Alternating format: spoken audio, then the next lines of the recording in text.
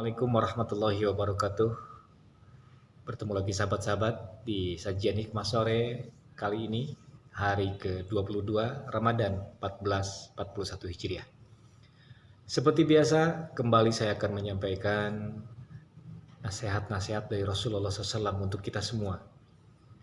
Yang terkadang bentuk nasihatnya itu sangat jelas bahasanya, namun terkadang dengan keindahan bahasa yang beliau pergunakan, beliau terkadang menasihati dengan bentuk bahasa-bahasa kiasan.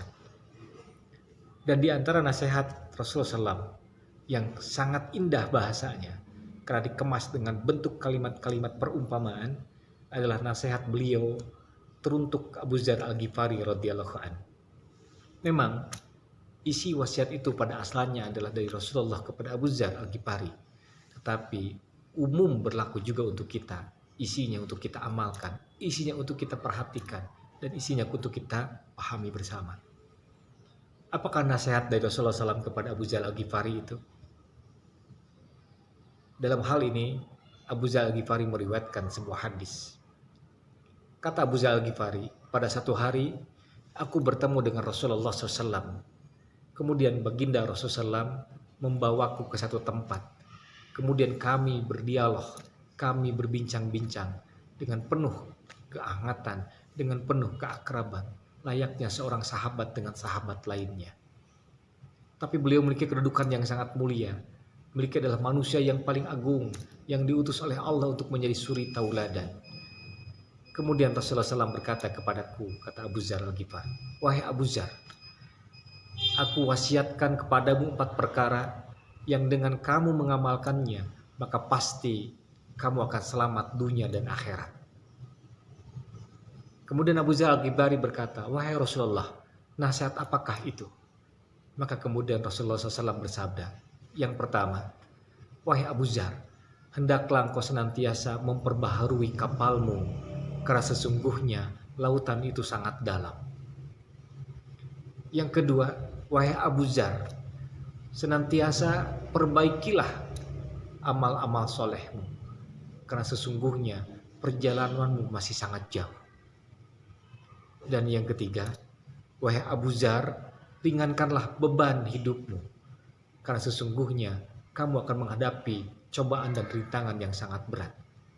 Dan yang keempat, wahai Abu Dzar, hendaklah engkau senantiasa menjaga keikhlasan dalam beramal, karena sesungguhnya Allah tahu setiap lintasan apa yang terbersit dalam hati dan pikiran manusia. Demikianlah 4 nasihat Rasulullah kepada Abu Dzar khususnya, namun umumnya tadi berlaku juga untuk kita, isinya diamalkan. Yang pertama, Rasul berwasiat kepada Abu Dzar agar Abu Dzar senantiasa memperbarui kapal, karena katanya lautan itu sangat dalam, kata Rasulullah. Maknanya ini kapal adalah amal.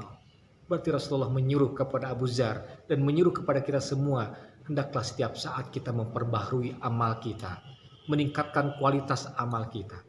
Karena bisa jadi masih ada amal-amal kita yang kurang benar pelaksanaannya, maka kita harus benar-benar memperbaikinya.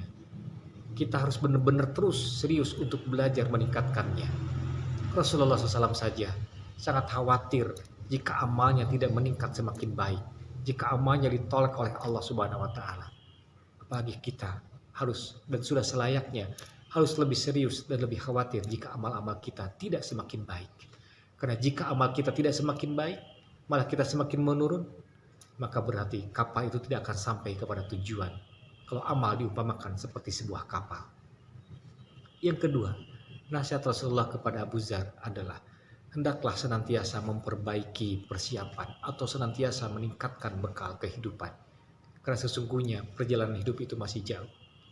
Dalam hal ini Rasulullah mengingatkan kepada Abu Dzar khususnya dan umumnya untuk kita semua. Sesungguhnya kehidupan kita sekarang ini tidak akan seberapa lama lagi, sahabat. Umur Nabi Muhammad berkisar antara 60-70 tahun. Demikian kata Rasulullah SAW. Kalaupun toh ada yang lebih dari itu, sedikit jumlahnya. Sedangkan kehidupan kita sesungguhnya yang tidak ada lagi, ada kematian, adalah di yaumil akhir nanti. Maka jika kita bekal kurang, jika bekal untuk perjalanan yang lebih panjang dan jauh itu nanti kurang, apa yang akan terjadi menimpa kita? Maka berbekallah sebaik-baiknya sekarang, agar hidup kita nanti yang lebih panjang dan abadi itu kita mendapatkan kebahagiaan. Ingat sahabat, salah satu sabda Rasul mengatakan, Satu harinya nanti di akhirat sama seperti 1000 tahunnya kita hidup di alam dunia ini. Yang ketiga, nasihat Rasulullah kepada Abu Dzar khususnya dan berlaku umum untuk kita. Rasulullah berkata kepada Abu Dzar, "Wahai Abu Dzar, hendaklah engkau meringankan beban bawaanmu, karena sesungguhnya kamu akan menghadapi ujian dan cobaan nanti yang semakin berat." Maknanya berarti, jangan terlalu banyak kita membawa harta dalam diri kita. Jangan terlalu tinggi jabatan yang ingin kita raih. Jangan terlalu luas tanah yang akan kita miliki. Karena sesungguhnya suatu hari nanti penghisaban semua harta yang kita miliki akan membuat kita kerepotan dan akan membuat kita merasa kesulitan. Semakin ringan beban harta kita yang kita miliki, akan semakin ringan nanti penghisaban di yaumil akhir. Tapi kalaupun toh kita banyak harta, berlimpah dengan materi, maka pergunakan semuanya di jalan yang Allah ridhoi, agar penghisaban nanti di yaumil akhir akan sangat mudah bagi kita. Dan yang keempat, nasihat Rasulullah kepada Abu Dzar, khususnya umumnya untuk kita semua, hendaklah kita menjaga kadar keikhlasan dan beramal. Karena segala sesuatu ditentukan oleh keikhlasan. Sebaik apapun amal itu, sebanyak apapun amal itu, jika kita tidak ikhlas, maka tidak akan ada artinya sama sekali di sisi Allah Subhanahu wa Ta'ala. Demikianlah nasihat Rasulullah kepada Abu Dzar Al-Ghifari dan umumnya berlaku untuk kita agar kita selamat dunia dan akhirat. Mudah-mudahan ada manfaatnya.